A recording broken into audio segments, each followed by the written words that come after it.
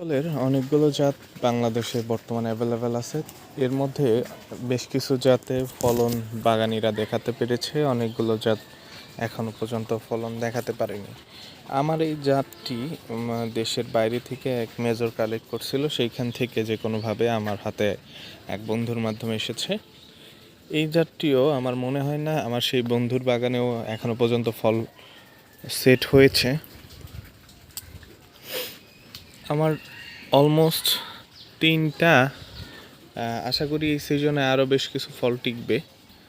3টার ফল ইতিমধ্যে টিকছে এবং আপনাদের বলি গত বছর হচ্ছে সেপ্টেম্বরে সম্ভবত প্রথমবারের মতো ফুল আসছিল এবং তখন এই এক বছরে কোনো ফলই টিকে নাই আমার কাছে। এই প্রথমবারের মতো ফল টিকলো এবং একই সাথে 3টি।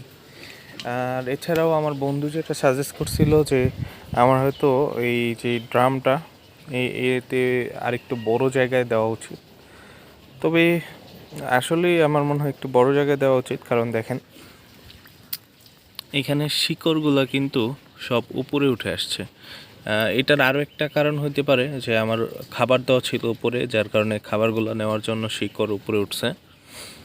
এই হচ্ছে অবস্থা। আর প্যাশনের যারা চাষ করছেন তারা তো জানেন, আর যারা চাষ না করছেন তাদের জন্য প্যাশনের শিকড় কিন্তু প্রচুর শিকড় হয় এবং প্যাশনের মোটামুটি আপনি যদি খাবার দেন প্রচুর গ্রোথ হয় কিন্তু এই গাছটায়, কারণ এটা এক প্রকার জংলি গাছ, মানে লতা গাছ, এবং এটা এক প্রকার জংলি ফল বলতে পারেন, যার কারণে এটার গ্রোথ খুব ভালো এবং এরা যে কোনো ধরনের খাবার এরা খুব দ্রুত শোষণ করতে পারে, খাবারটা প্রসেস করে নিতে পারে। এরা আসলে বদহজমে এই গাছটার খুবই কম হয়।